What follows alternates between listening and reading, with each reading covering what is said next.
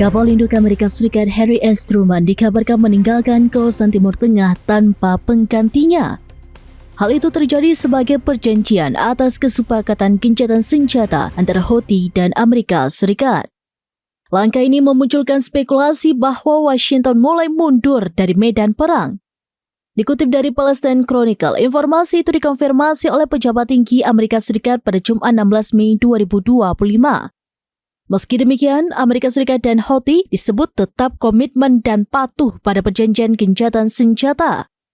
Sementara itu, pasukan Israel melancarkan serangan terhadap infrastruktur Houthi di Pelabuhan Hodeidah dan Salif, Yaman Barat. Perdana Menteri Israel Benjamin Netanyahu memperingatkan serangan yang lebih hebat dan ancaman serius terhadap Houthi. Sebelumnya, Houthi kembali menargetkan kapal-kapal terkait Israel di Laut Merah sebagai bentuk dukungan terhadap Gaza. Namun, Amerika Serikat menilai tindakan tersebut telah mengganggu perdagangan maritim. Houthi pun tidak tinggal diam dan menyerang balik kapal induk Zionis menggunakan rudal serta drone.